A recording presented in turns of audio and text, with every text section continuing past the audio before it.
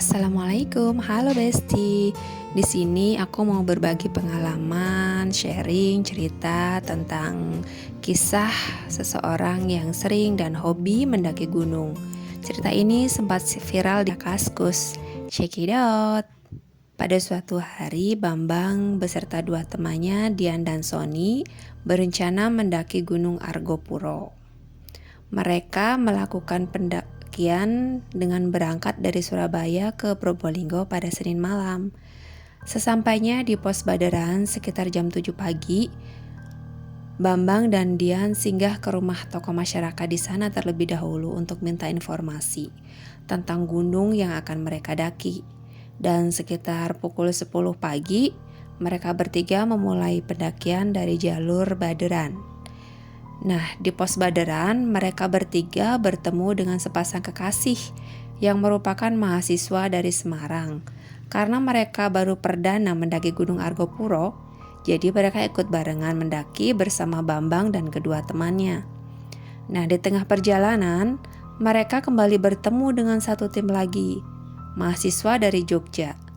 Mahasiswa dari Jogja itu berjumlah 5 orang dan ternyata mereka juga baru mendaki Gunung Argopuro. Mereka nekat mendaki gunung tanpa ada satu orang pun yang pernah mendaki gunung ini sebelumnya. Akhirnya, mereka pun ikut bergabung bersama dengan rombongan Bambang. Jadi total rombongan semua ada 10 orang. Karena beberapa teman mengalami cedera dan kondisi fisik yang kurang fit, perjalanan memang berjalan agak lambat, nggak sesuai target yang direncanakan. Mereka sampai di mata air satu sekitar jam 6 sore dan waktu sudah masuk maghrib. Di pelataran mata air satu tersebut, mereka bertemu kembali dengan dua pendaki asal Depok yang juga baru pertama kali mendaki Gunung Argopuro. Mereka langsung mendirikan tenda dan memasak untuk makan malam.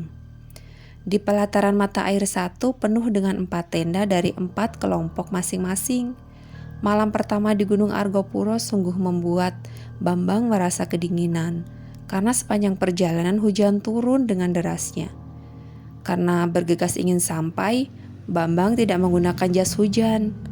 Malam itu tidak ada hal-hal aneh yang terjadi dan kami menikmati malam itu dengan makan dan tidur untuk memulihkan tenaga melanjutkan perjalanan di hari kedua.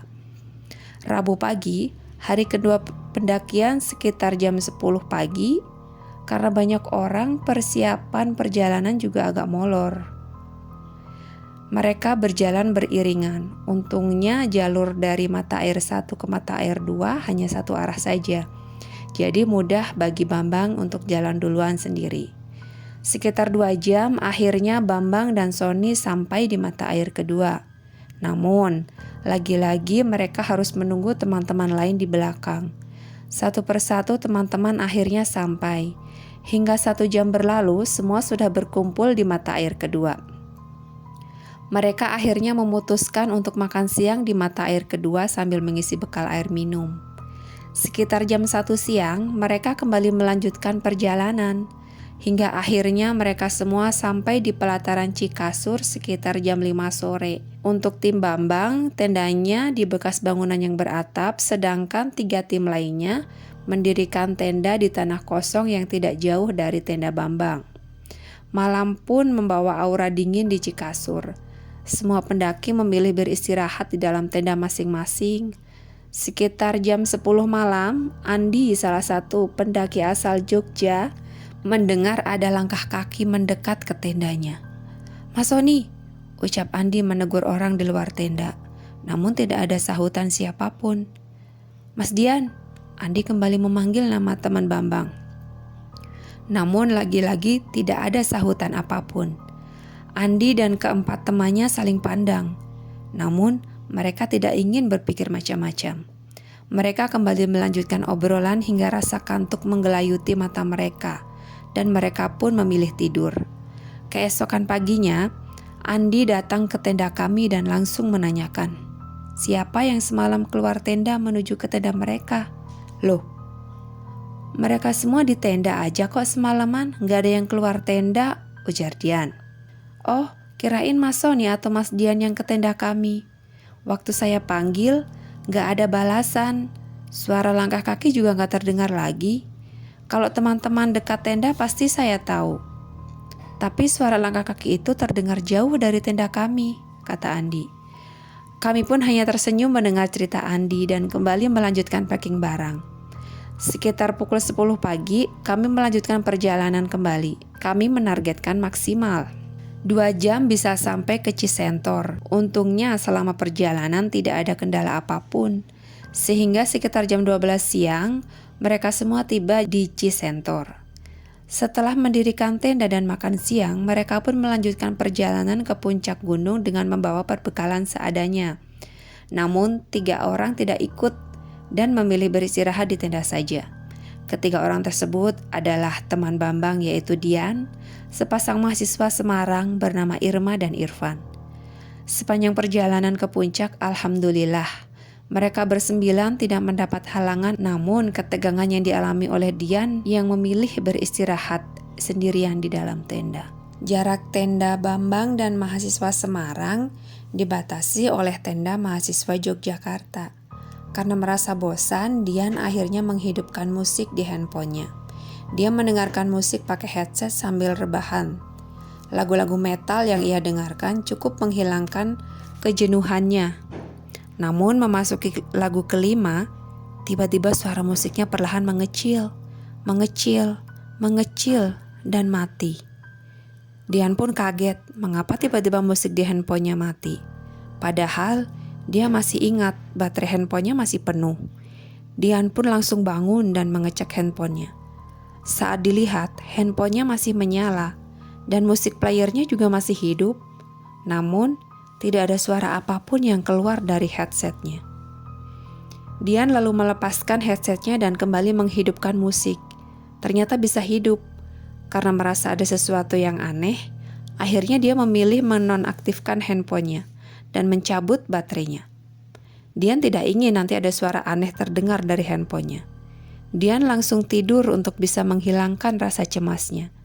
Seketika, Dian langsung ingat bahwa memang sudah masuk waktu maghrib. Mereka bersembilan akhirnya sampai ke puncak gunung dan langsung turun bergegas. Karena malam sudah menyelimuti hutan, sekitar jam 8 malam, mereka semua sampai di Cisentor dan memilih beristirahat di tenda masing-masing. Sekitar jam 2 dini hari, Irfan mendengar ada langkah kaki di luar tenda. Irfan pun menegur orang yang sedang di luar tenda. Namun, tidak ada sahutan apapun. Dia langsung tidur karena rasa kantuknya lebih berat dari rasa penasarannya terhadap orang yang ada di luar tenda. Jumat pagi, mereka semua bersiap untuk sarapan dan packing untuk melanjutkan perjalanan. Mereka semua dihibur dengan obrolan santai yang kocak dari guyonan mahasiswa Jogja.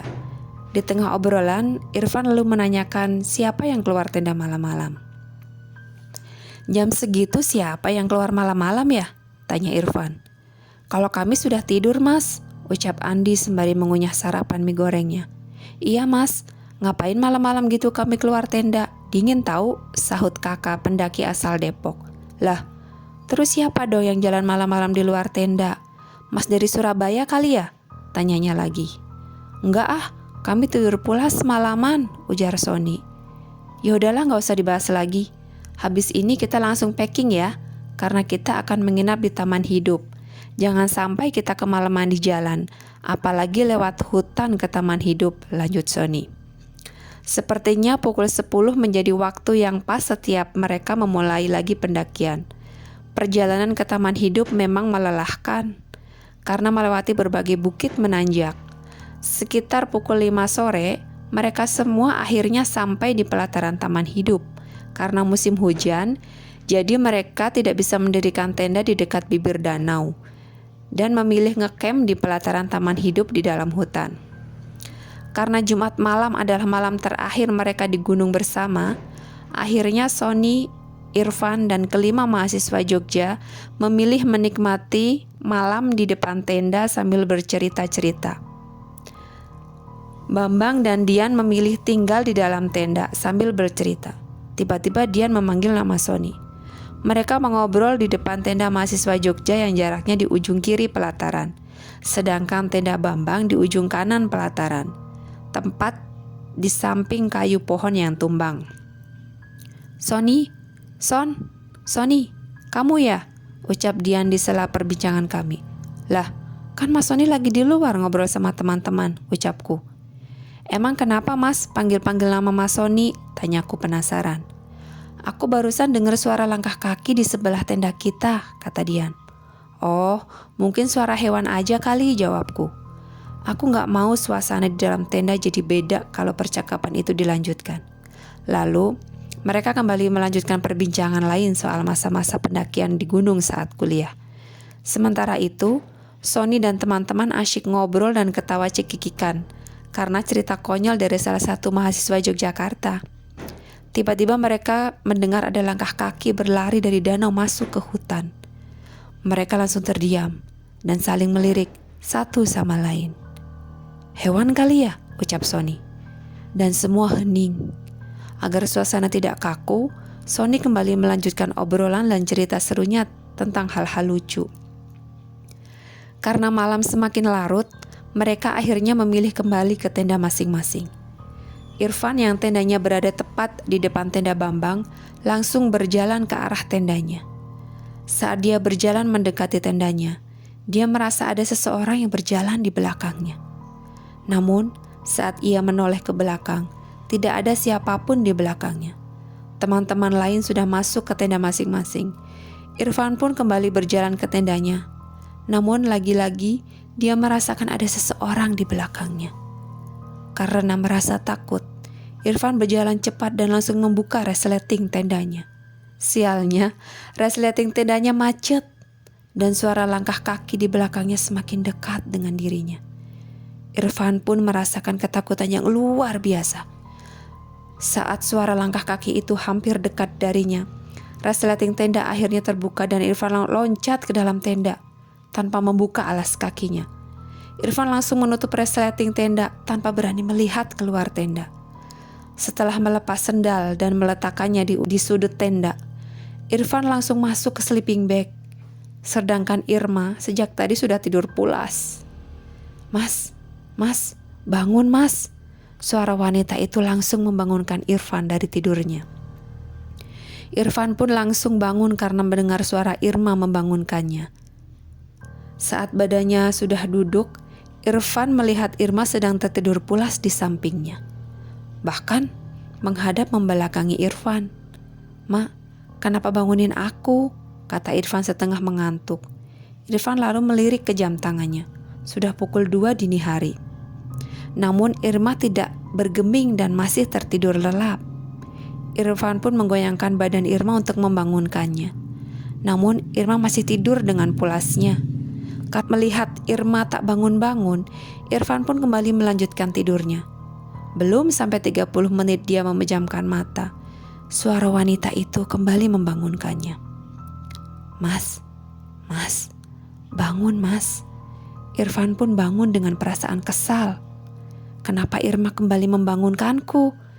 Saat sudah terbangun dan kembali melihat Irma, tidak ada respon apapun dari Irma. Posisi Irma malah tidak berubah seperti saat pertama kali Irfan terbangun.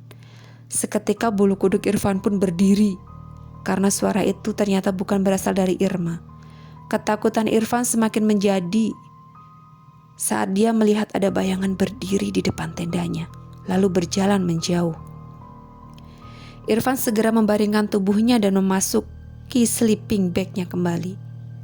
Di belakang tendanya dia mendengar ada banyak langkah kaki terdengar jelas dan riuh. Irfan pun ketakutan. Dia berusaha memejamkan mata agar bisa tertidur. Namun suara berisik di belakang masih saja terdengar. Tak lama kemudian suara berisik tersebut menghilang.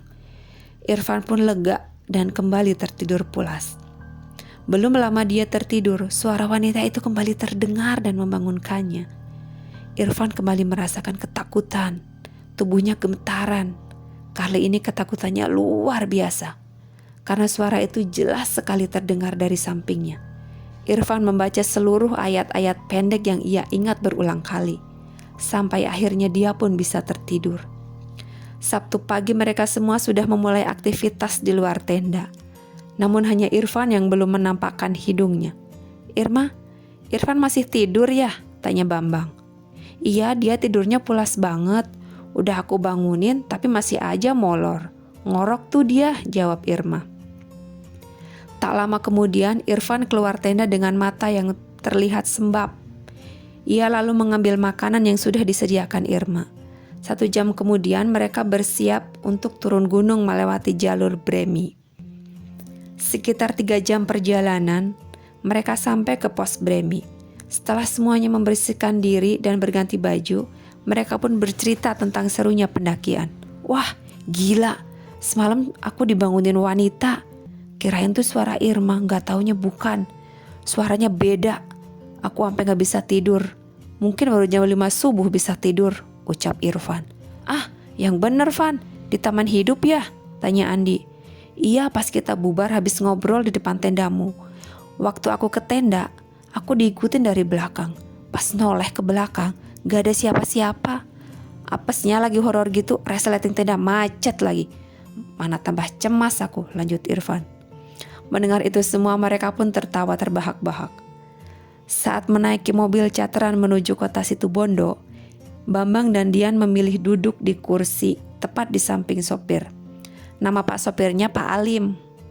Mereka berdua bercerita tentang kisah mistis saat pendakian. Pak Alim langsung senyum-senyum mendengar cerita mereka. Menurutnya apa yang mereka alami selama pendakian belum apa-apa dibanding cerita pendaki sebelumnya. "Kamu masih mending suara musiknya mati. Lah, ada pendaki lain gitu juga malah lebih serem.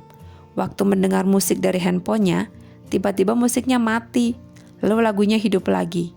Tapi bukan musik di handphonenya, namun lagu sinden Jawa gitu yang gak ada handphonenya," ucap Pak Alim. Sama juga pendaki itu mendengarkan musik di Cisentor waktu maghrib.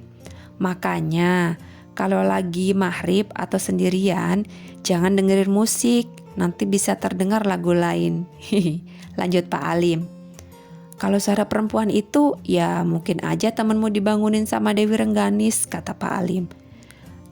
"Tapi saya emang gak ngerasa Pak, di hutan menuju ke Taman Hidup itu auranya beda," kata Bambang.